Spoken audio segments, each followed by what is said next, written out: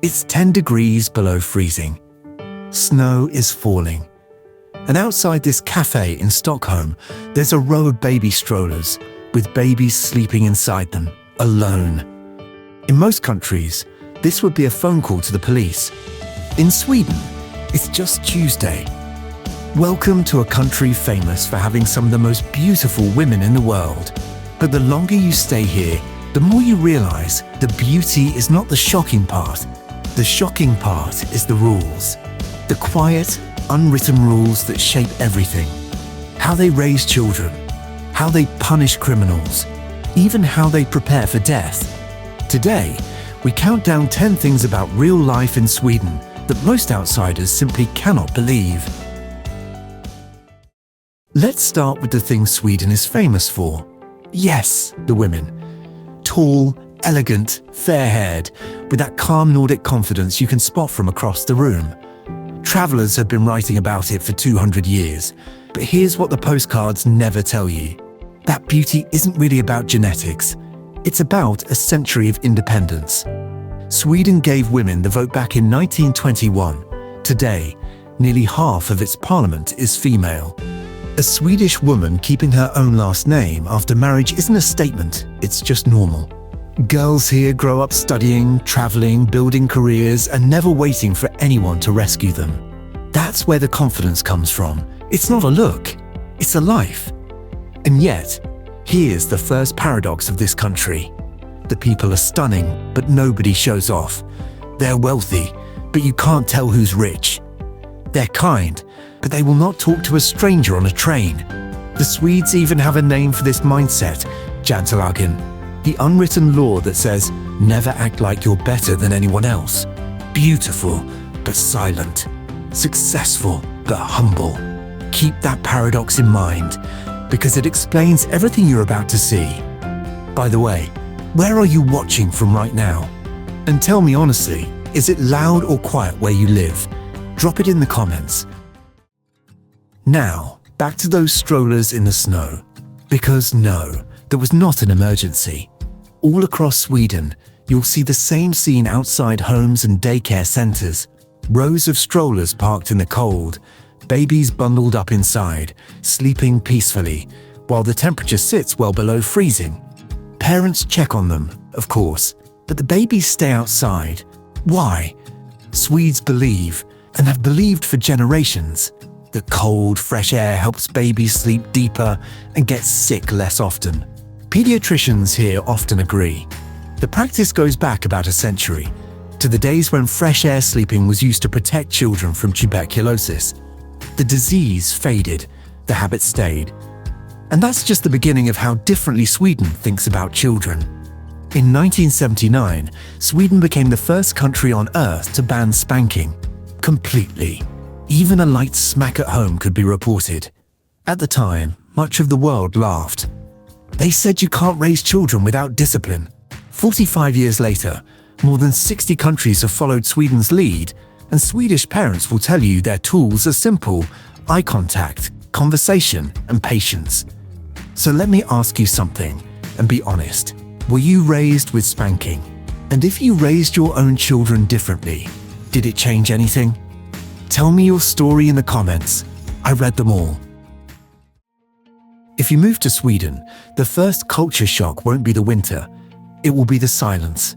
There's an old Swedish saying, talking is silver, silence is golden, and they live by it. Neighbors can share the same wall for 20 years and exchange nothing but a nod. And here's the strange part. Both sides consider that politeness. Ride a city bus and you'll see the rules in action. Everyone sits alone. If the bus fills up, someone will sit next to you. But the moment another seat opens, they'll quietly move away. Don't take it personally. It's not rudeness. It's a treaty. Some Swedes will even check the peephole before stepping into the hallway, not out of fear, but to avoid the awkward small talk with a neighbor. But then, every single day, the silence breaks. It's called fika, a coffee, a cinnamon bun, and 15 sacred minutes, where the entire country agrees to sit down and actually talk. At Swedish workplaces, fika is almost holy. Skip a meeting and people understand. Skip fika too many times and they start to worry about you. And that's the second paradox of Sweden. They don't say much, but when a Swede finally calls you a friend, they mean it for life. Now let me show you a place that breaks every expectation you have. A private room, a television, a shared kitchen where men cook their own dinner, guards who walk around unarmed, chatting with the residents. It looks like a college dormitory. It's a Swedish prison. And this is where Sweden becomes truly hard to understand for outsiders. Because the Swedish system is built on one radical idea, the punishment is losing your freedom, not losing your dignity. Inmates study, work, learn trades. Guards are trained to talk first, not to dominate. The entire system is designed around one question: who will this person be on the day they walk out? Does it work? Look at the numbers. In Sweden, roughly 3 out of 10 released prisoners ever come back. In the United States, depending on the study, it's closer to 6 or 7 out of 10. And here's the fact that sounds invented, but isn't. Sweden has actually closed prisons over the years because there weren't enough prisoners to fill them. Now, to be fair, Sweden is being tested right now. Gang violence has risen sharply in recent years, and this gentle system is facing the hardest questions in its history. Even Swedes are debating it. So I'll put that question to you. Punishment or rehabilitation? Which one actually works? Not which one feels right. Which one works? Tell me what you believe in the comments. This is one debate I genuinely want to read. Everything you've seen so far runs on one invisible fuel: trust. In Sweden, packages sit outside front doors all day. Nobody touches them. Drive through the countryside and you'll find farm stands with fresh eggs, vegetables, flowers, and no cellar. Just a small box for the money. You take what you need. You pay what you owe. And people do. Parents let young children walk to school alone. Cafes let you grab your coffee and settle up later. Ticket inspectors barely exist on some trains. And yet, almost everyone pays. Now, if you grew up in America in the 1950s or 60s, something about this might feel strangely familiar. Doors left unlocked, kids outside until the streetlights came on, borrowing from a neighbor without a second thought. You remember that world. Here's the thing about Sweden. They didn't invent anything new. They just never lost it. And trust changes you faster than you'd expect. Visitors say that within a week, they stop double-checking, stop suspecting, stop calculating. There's a strange feeling that follows the quiet realization of how much energy you've spent your whole life simply being on guard. Sweden isn't perfect. There is crime here, like everywhere. But the baseline, the assumption that the stranger next to you is honest, that's real. And you can feel it within a day. After all that philosophy, let's eat. Because Swedish food starts out innocent, and then it tests you. The safe choice first, Swedish meatballs. Small, golden, served with creamy gravy, mashed potatoes, and Lagom jam. Sweet jam on meat sounds wrong until you remember. In a country with brutal winters, sweet and salty together is comfort in its purest form. One bite, and you understand. Then there's the cake that lies to you. Smörgås tårta. It sits on the party table, looking exactly like a frosted birthday cake. You cut a slice, and it's bread, layered with shrimp, salmon, eggs, and mayonnaise. Your eyes say dessert. Your fork says seafood sandwich. Swedes serve it at every celebration and quietly enjoy your confusion. And then, the legend, saucestrumming. Fermented Baltic herring, often called the smelliest food on earth. The cans actually bulge from the pressure of fermentation. Airlines have banned it from planes. Swedes open it outdoors, not as a joke, but as a genuine safety measure. And yet, here's what the internet gets wrong. This isn't a prank food. Swedes eat it with real pride, with thin bread, potatoes, and onions, the way their grandparents did. So, simple question. That can of surströmming is on the table in front of you. Could you open it? Yes or no? Comments below. Here's a rule that sounds like a joke, until you realize the whole country follows it. In Sweden, candy is for Saturdays. They even have a word for it, LIFEDECODED. Saturday candy. Since the 1950s, when research linked sugar to tooth decay, Swedish families made a quiet national agreement. Instead of banning sweets, concentrate them. One glorious day a week, kids fill their pick and mix bags, and nobody feels guilty. And here's the twist that makes me smile. The average Swede still eats around 35 pounds of candy a year, one of the highest rates in the world. They didn't eat less candy. They just ate it all at once. But Saturday candy is really just the visible tip of a much deeper philosophy. Lagom. It means just enough. Not too much, not too little. You see it everywhere. Homes that are comfortable but never showy. Wardrobes that are stylish but never loud. Careers that are successful but never bragged about. And for older Swedes, Lagom pays its biggest dividend at the end. People here tend to retire without panic. When you've spent your whole life not chasing more, there's nothing exhausting to maintain, no image to keep up, no race to keep running. Just enough turns out to be plenty. This next tradition might be the most quietly beautiful thing in this entire country, and it's about death. It's called dödsstädning, literally death cleaning, and it's exactly what it sounds like. As Swedes grow older, often in their 60s and 70s, they begin slowly going through everything they own. The attic, the closets, the boxes of photographs, sorting, giving away, letting go, item by item, year by year.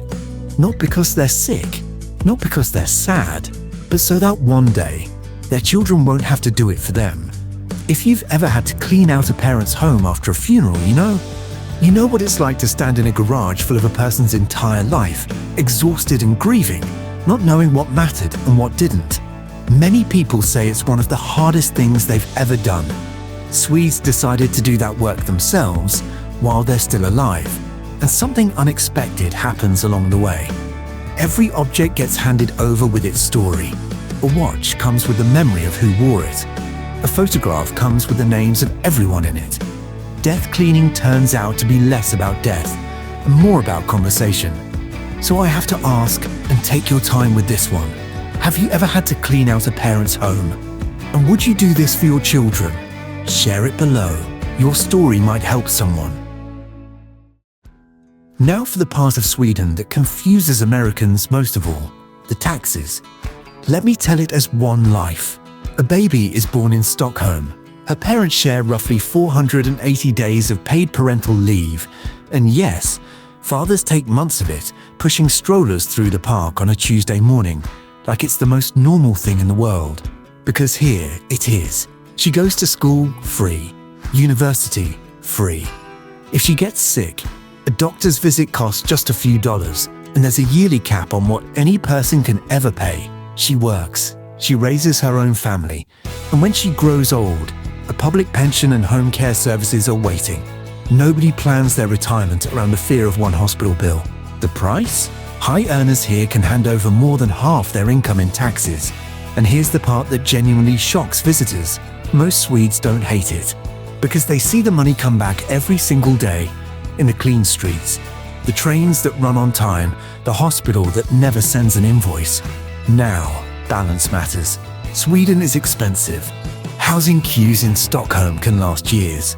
This is no paradise. But it leaves us with a real question. More money in your pocket today, or never worrying about a hospital bill again? Which life would you choose? I'm reading the comments on this one. And now, number one, the fact that sounds impossible until you understand everything you've just watched. Sweden ran out of garbage. Their recycling and waste to energy system became so efficient that the country literally didn't have enough trash to feed it. So Sweden began importing garbage, over 1 million tons a year, from Norway, Britain, Italy. And here's the twist, those countries pay Sweden to take it. Today, about 99% of Swedish household waste is recycled or converted into energy. Only about 1% ever touches a landfill. The burned waste heats nearly 1 million homes through the long northern winter. Children learn to sort recycling in kindergarten, many of them before they learn to read. Returning bottles for a refund is a national habit so beloved. The machines feel like a little game everyone wins. Other countries now send experts to study how Sweden did it. But honestly, if you've watched this far, you already know the answer. It was never about the garbage. A country that doesn't waste words, that doesn't waste money on showing off, that doesn't waste a prisoner's future, or a parent's patience, or even the last years of a life. Of course, they don't waste their trash. They waste nothing. Not their words, not their trust, not their lives. And maybe that, more than the beautiful faces, is the real beauty of Sweden.